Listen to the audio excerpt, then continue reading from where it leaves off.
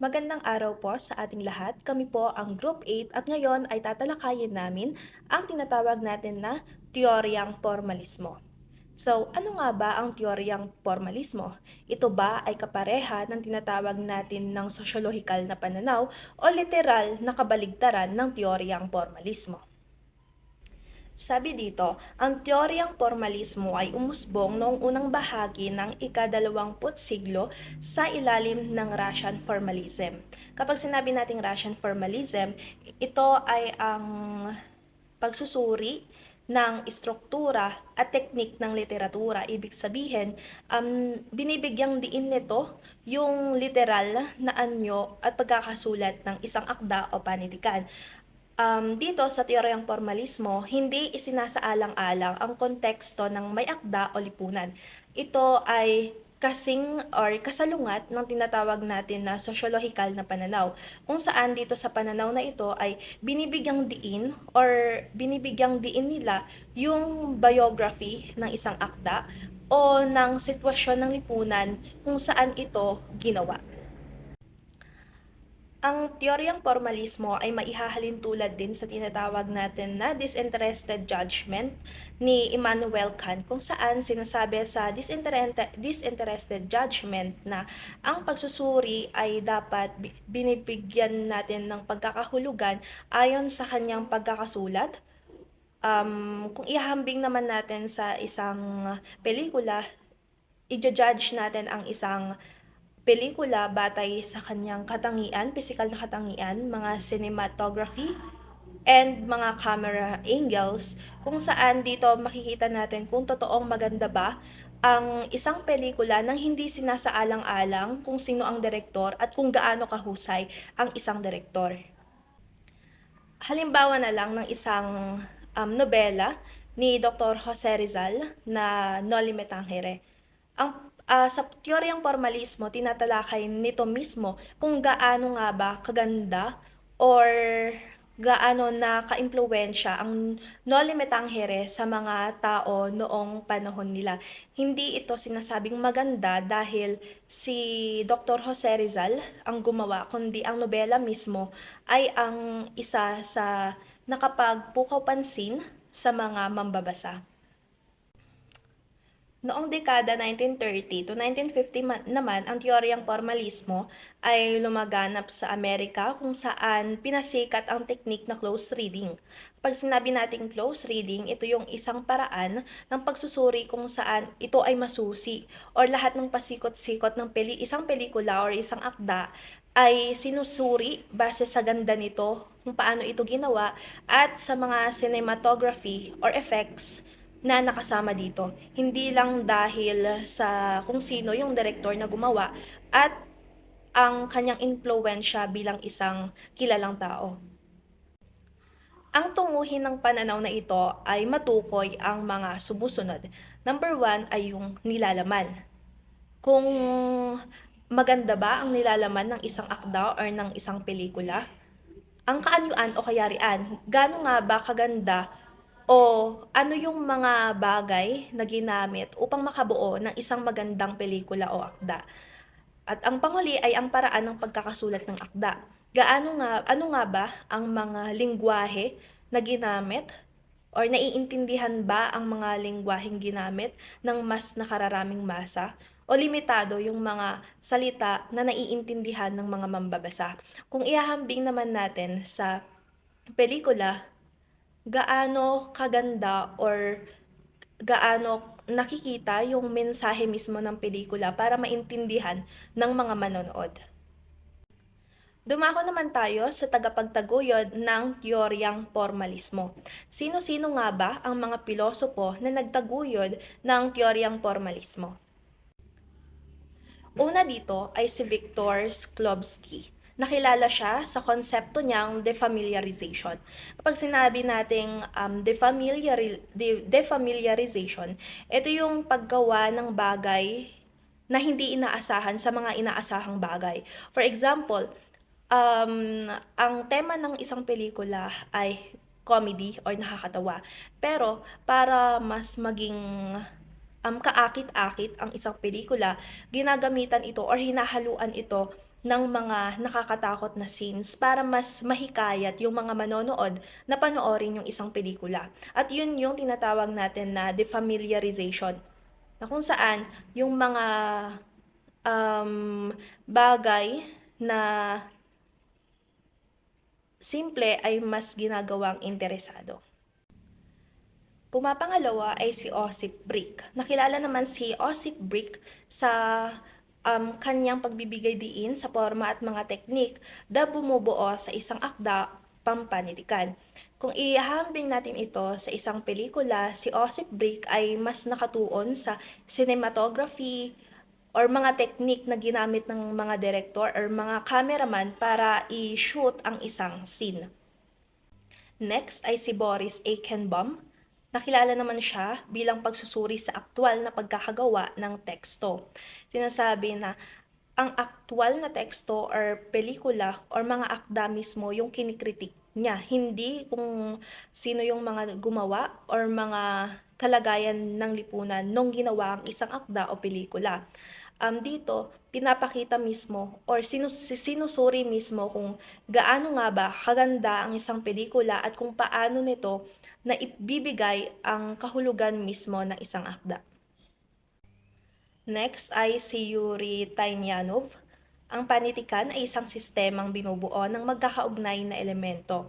Sa paggawa ng pelikula, marami tayong isinasaalang-alang na mga elemento, katulad nandito yung mga cinematography, effects, music na mga ginamit, and also yung mga shots or angles para makuha natin ng maayos yung mga scenes na sinushoot natin. So yung mga yon, kahit na iba't ibang elements or hindi simultaneously na ginagawa yung mga bagay na yon, naisusuri ni Yuri ang isang panitikan kung lahat ng elementong ito, kahit na magkakaiba, is nag-harmonize sila. Ibig sabihin parang nagkakaisa yung mga elementong ito para magbigay ng isang magandang akda or pelikula.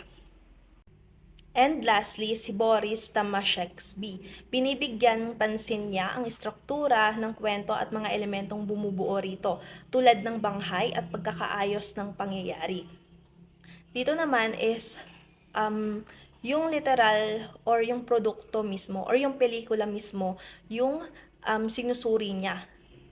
Yung pangkalahatang mga elemento kung nagtutugma or nag-harmonize ba ang bawat elemento, parang katulad din siya ng nakaraang pilosopo na tinalakay natin. So, dumako naman tayo sa focus at pangunahing konsepto ng formalismo. Okay, so meron daw ito mga pangunahing katangian. Of course, first, tinatawag tayo ng teksto ang focus. So, ito daw yung akda mismo yung sinusuri natin. Okay, halimbawa, kung pelikula yung pinag-aaralan natin, hindi natin tatanungin kung ano ba yung personal na buhay nung direktor. Ang tatanungin natin is kung paano ba ginamit yung camera, paano ba inayos yung mga eksena, and paano ba ginamit yung mga ilaw or yung mga background music, ganon. So, pangalawa, hindi nakatuon sa may akda. So, ibig sabihin, hindi pangunahing batayan yung buhay nung may akda. Pero hindi ibig sabihin nun na walang halaga kung sino man yung gumawa ng nung palabas na yon or ng pelikula na yon. Pero sa formalismo kasi, hindi siya yung pangunahing batayan natin sa pag-i-interpret. Okay? So next, may tinatawag naman tayo na hindi nakatuon sa konteksto. So hindi natin pangunahing isa sa alang-alang yung kasaysayan, yung lipunan, yung politiko, or yung ekonomiya.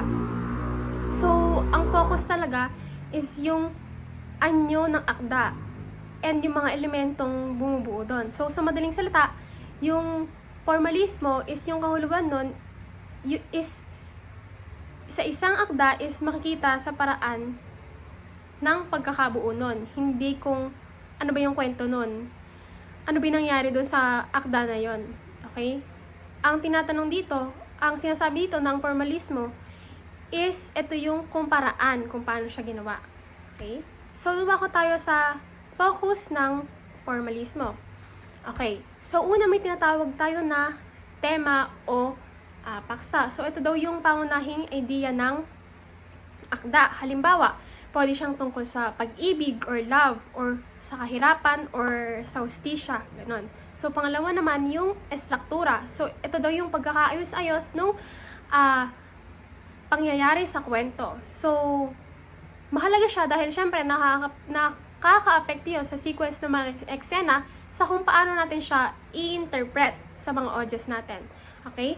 So, next naman, yung wika at estilo. So, ito daw yung paraan ng paggamit ng mga salita. So, dito pumapasok kung paano ginagamit yung mga salita, yung mga dialogue, o yung paraan ng pagkukwento or pagsasalaysay nila. Okay? Next naman is yung metapora at imahen. Ito daw yung mga larawang nagbibigay ng mas malalim na kahulugan. So, halimbawa dito, yung ulan. Siyempre, yung ulan, pwede siyang mag-symbolize ng lungkot. Ganun.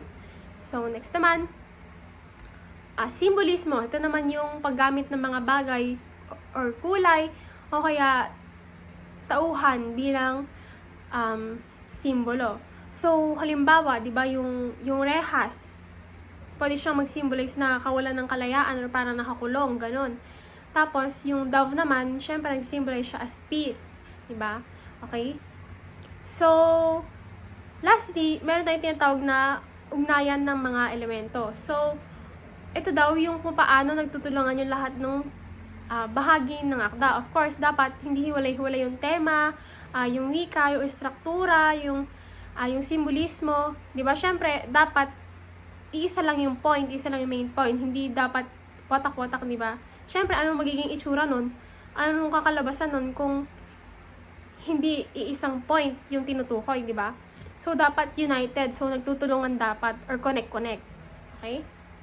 So, next naman, meron tayong pangunahing prinsipyo, which is yung form over context. So, ano ba yun? Ito daw is nangangahulugan ng mas binibigyang halaga nun yung anyo kesa yung konteksto. And next naman, yung unity of elements. Ito naman yung ibig sabihin is magkakaugnay yung lahat ng bahagi ng akda, which is yung parang ugnayan ng mga elemento. And ang next is yung close analysis. So, ano ba yun? Ito daw yung mas susing pagsusuri ng bawat detalyes. Yung, ito yung tinitignan natin, sinusuri natin yung bawat details ng isang pelikula or isang palabas. Okay? Kaya sa formalismo, kahit yung isang simbolismo o kulay or dialogue, mahalaga siyang pag-aralan. Okay? Dumako naman tayo sa formalismo sa pelikulang panlipunan. So, alam naman natin na ang pelikulang panlipunan is ito yung tumutukoy sa mga pelikulang naglalahad ng mga suliraning panlipunan tulad ng kahirapan, korupsyon, diskriminasyon, at hindi pagkakapantay-pantay. Okay? So, meron tayong mga focus ng formalistang pagsusuri. Of course, meron tayong una, estruktura ng naratibo. Ito yung pagkakaayos ng kwento. Okay? So, titingnan natin kung paano ba inayos yung kwento. Kung linear ba siya o may flashback ba siya. So, nakakadagdag ba yun ng epekto sa message? Kasi diba yung iba minsan inuulit nila yung flashback, tapos magiging present time, yung iba naman present time muna, tsaka mag-flashback. O, diba? So, dito daw, sa estruktura, dito makikita natin kung paano inayos yung kwento. Okay? So, next naman yung cinematographia or cinematography in English. So, ito daw yung paggamit ng camera at framing. So, dito titingnan yung camera angles, ganun, yung framing. So, halimbawa, close up. So, halimbawa, yung subject natin umiiyak. So, pinapakita niya ng mas maayos yung emosyon, di ba? Habang yung wide shot naman, is ito pinapakita yung kalagayan ng tauhan sa lipunan. Kung ano yung background niya. Yung background yung mas tinitignan natin, hindi yung subject talaga. Okay? So, next naman, yung editing. Ito naman daw yung pagkakadugtong-dugtong at ritmo ng eksena. Ito yung nagdidikta ng bilis at daloy ng pelikula. Siyempre, sa editing dito yung kung paano mo ikakat yung isang eksena. Halimbawa, sa editing kasi dito mo ikakat. Halimbawa, gusto mo ikat na agad or pwede mong pahabaan pa, di ba? Okay? So, next naman, sa lighting, ito naman yung paglikha ng mood at atmosphere. Okay? So, yung light daw is ginagamit natin para gumawa ng mood. Siyempre, halimbawa, kapag madilim, di ba? So, maaaring pinapakita na kapag madilim, takot, kahirapan, o kaya kawalan ng pag-asa. Pwede ba kasi yung halimbawa, horror, pero maganon. Siyempre, di ba, kapag horror, gabi siya ginaganap, di ba? So, importante talaga yung lighting. Okay, so next naman, tunog. Ito daw yung music, dialogue, or mga sound effects doon, mga background music, di ba? Okay, next naman yung mise-en-scène. Basta yun. Okay, ito daw yung lahat na nakikita sa loob ng frame. Okay, halimbawa, yung mga kasuotan, yung lugar, yung props, yung posisyon ng mga tauhan, basta lahat na nakikita sa loob ng frame na binivideo, ganun, para sa isang pelikula. Lahat, yun yung tawag doon. Okay? And, at syempre, yung sinasabi rin natin na kanina na simbolismo, okay, ito daw yung mga image na may mas malalim na kahulugan. Alright? Yun yung mga detalye na mas malalim yung kahulugan. Next, so, paano nga ba pinapalakas ng formalismo ang mensaheng panlipunan? So, ayan, sa last slide natin, pag-usapan natin kung paano pinapalakas ng formalismo yung mensaheng panlipunan sa paraan ng pag-alam sa mga elementong pampelikula. Okay, so ano ba itong mga elementong pampelikula na to? Okay, gaya ng sinabi natin kanina, na close-up shot. Okay, ito yung binibigyan din ng emosyon yung tauhan. Okay, halimbawa, diba, kapag, yung example din natin kanina, kapag close-up shot, yung mukha nung bida, diba, halimbawa, umiiyak siya. Siyempre, mas mararamdaman natin na umiiyak siya kapag naka-close up. Pag kita natin talaga siya. Kesa yung nasa malayo siya, tas umiiyak siya, kunwari ganon. Siyempre, mas mafe-feel mo yung kitang-kita mo talaga na tumutulo yung luha niya, di ba? Na may pinagdadaanan talaga siya. So, next naman, yung wide shot. Ito naman, pinapakita yung kalagayan ng tauhan sa lipunan. Halimbawa, kung makita naman natin yung isang tao sa gitna ng malaking community, ng mga mayayaman, ganon. Di ba? Tas mahirap siya. Siyempre, mas maiintindihan natin na, ay, naghihirap to. Kasi, siyempre, sa paligid niya, sobrang yayaman ng mga tao. Siyempre, parang nag-i-stand out siya doon na naghihirap siya talaga. Diba? So, next naman yung natural lighting. So, ano naman yon? Ito naman daw yung nagbibigay ng realistic or realistiko at makatotohanang dating. Ito yung masasabi mo na, ay, parang, ang galing naman, parang totoo talaga siya. Ganon, dahil sa mga lighting yon, okay? So, next naman, yung long take. Okay, ito naman daw yung nagpapalalim ng tensyon at karanasan ng manonood. So, halimbawa, yung example natin kanina sa close-up shot, di ba? May umiiyak yung bida. Siyempre, para mas ma-feel ng mga nanonood yun, papahabain pa natin yung eksena na yun, di ba? Parang mas ma-feel mo siya pag mahaba siya. Ma-feel mo ba siya kapag 2 seconds lang na makikita mo umiiyak siya? Di ba hindi? So, sa mga ganung bagay, halimbawa pag umiiyak, mas okay na long take siya. Mas mahaba yung eksena na ganun. Okay. So, next naman, yung minimal sound. Ito daw yung nagpapatingkad sa katahimikan at bigat ng eksena. Okay. So, next naman, yung simbolikong imahe. Yung parang simbolismo rin, okay? So, nakakadagdag siya ng mas malalim na interpretasyon. So, halimbawa, okay, yung isang sirang bahay, di ba, maaaring mag-symbolize siya ng kahirapan. And sa may madilim na eskinita, maaaring mag-symbolize naman siya ng kawalan ng pag-asa.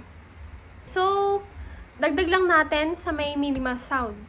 Siyempre, kapag meron bang pelikula na walang sound, di ba parang ang pangit naman ng panoorin kapag wala man lang dagdag effects, dagdag na sound, kung puro dialogue lang, di ba parang hindi siya appealing panoorin, di ba? So, ayun. So, ang gustong iparating ng mga elementong pampelikula or gustong iparating ng formalismo, hindi lang kung ano yung mensahe ng pelikula, kundi paano ito na iparating, okay? So, So, ibig sabihin, yung camera, yung ilaw, yung tunog, yung editing, and yung mga iba pang elementong pampelikula, ito yung nagpapalakas ng mensahe at emosyon sa isang pelikulang panlipunan.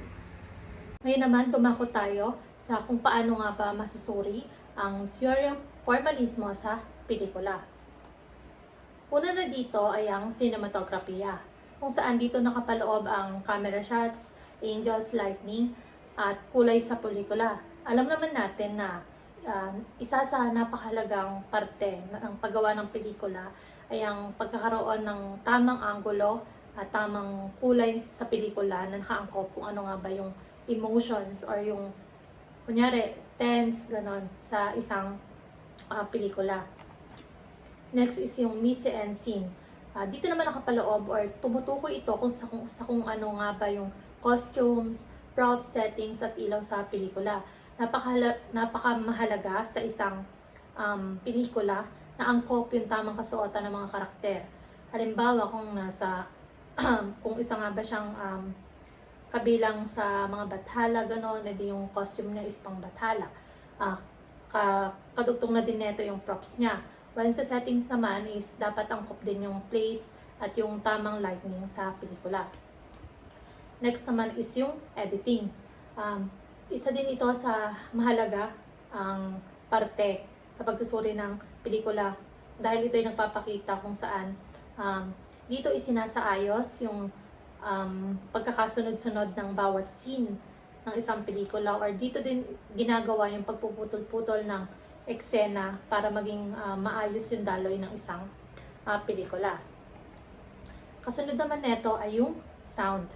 Sa sound naman, dito nakapabilang ang music kung kunyari sa romance, gumagamit sila ng mga pang-romance na music upang makapag-add ng kilig, ganon. And yung sa sound effects, ang mga horror, gumagamit sila ng mga sound effects na nakakatakot. At isa din na nakapaloob sa sound is yung dialogue. Sa dialogue naman, dito madadala yung mga nanonood.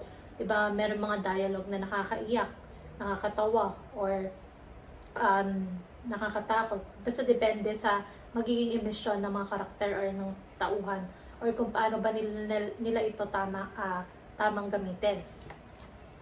Last is yung performance. Sa performance, sa pagsusuri sa formalismo or yung sa pelikula sa formalismo is napaka-mahalaga ng performance sapagkat dito nakapaloob yung acting ng mga tauhan, facial expression na nagiging tulay upang mas maging magkabuhay yung isang pelikula, yung kilos nila, yung galaw. Kaya isa ito sa mahalaga sa pagsusuri ng pelikula gamit ang teoryang formalismo. Ngayon naman is dadako na tayo sa halimbawa ng mga pelikula sa teoryang formalismo. Una na dito ay ang dating Cold Tadhana na pinagbidahan nila Angelica Panganiban at ni J.M. de Guzman. I just made that choice. And you chose me. Where do broken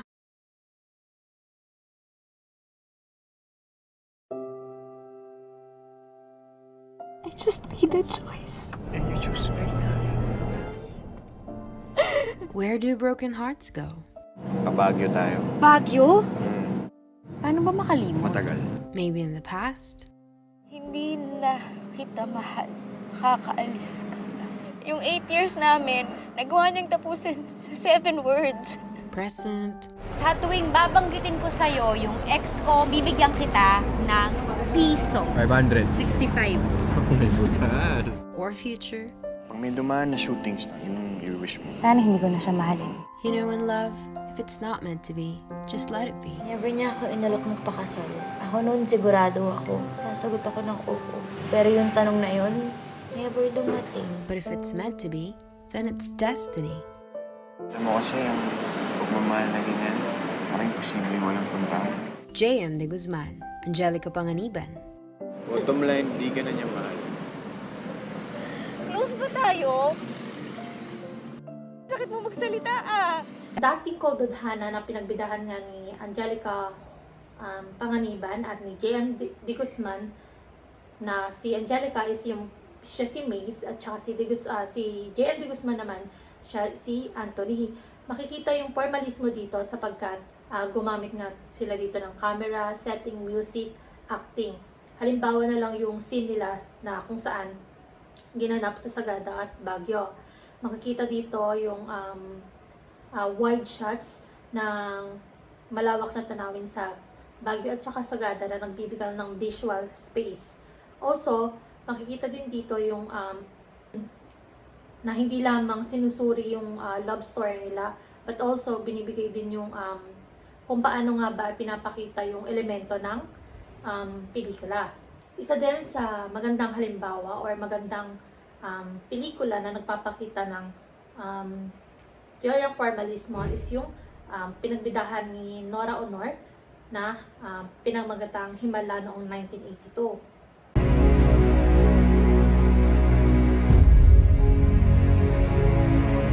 Elsa? Elsa! Nakita ko po ang mahal na birhen. May liwanag pong nanggagaling sa kanya para po siyang nabibihisan ng araw. Ang sabi po niya, darating daw po ang araw. Lalapit daw po sa akin lahat ng may sakit at manggagamot po ako. Panginoong Diyos ay hindi gagawa ng milagro para lamang pagtakpan ang pagkukulang sa pananampalataya ng mga tao. Nakita ko ang birhen! Nakita ko ang birhen! Nagsasalita ang birhen! Ayun ang birhen!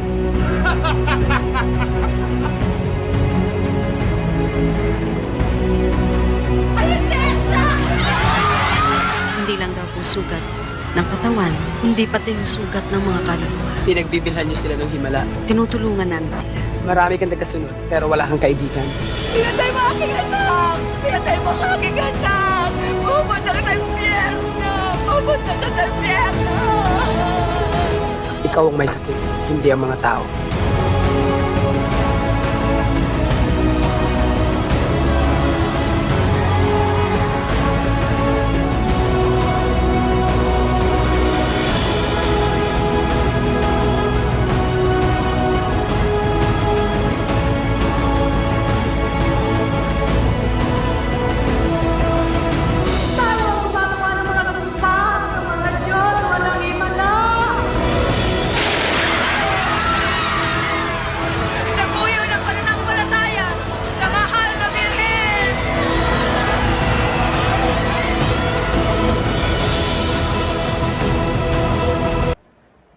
So, si Nora Honor dito is siya, gumanap siya bilang si Elsa.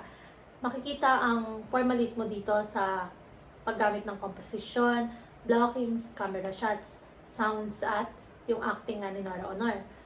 Sa eksenang makikita sa video o sa video is makikita dito na yung mga tao is nakapaligid kay Elsa. Kung saan makikita dito kung paano nga ba inayos yung mga tauhan, kung paano nga ba ginamit yung tamang angles, yung shots ng camera upang maging intense yung isang eksena. Kaya yung sinusuri nila dito ay hindi lamang yung nangyari sa story, kundi kung paano ipinakita yung eksena sa movie. Susunod naman is yung pelikulang Bliss noong 2017.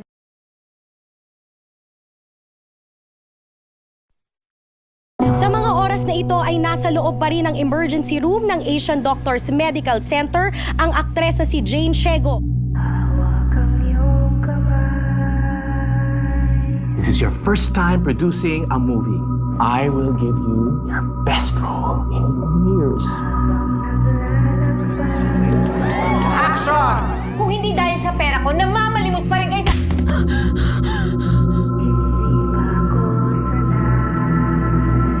Bakit ako nakakulong sa bahay na to? Hindi ko naririnig mga tao tumatawa.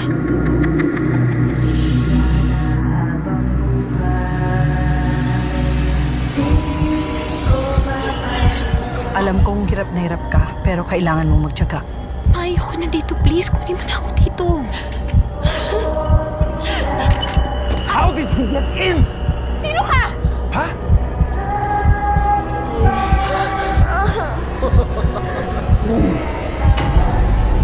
Lahat sila ginagamit lang si Jane.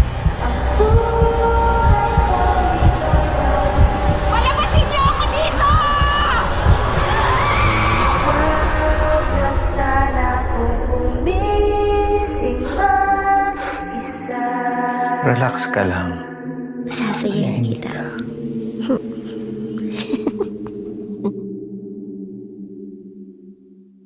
Na pinagbidahan ni Isa Calzado bilang si Jane. So yung ginamit yung term ng formalismo dito, or kapansin-pansin ang paggamit ng term ng formalismo dito kasi nga gumamit sila ng framing, lightning, sounds, at saka setting, at saka acting.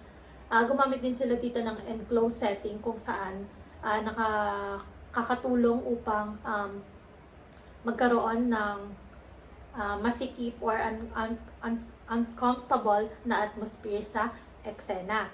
Makikita din dito yung paggamit ng expressions, ayun nga yung facial expressions ni Isa Calzado bilang Jane at yung galaw niya at yung ibang artista upang maging mas maganda yung pelikula at upang palakasin yung mood ng isang eksena.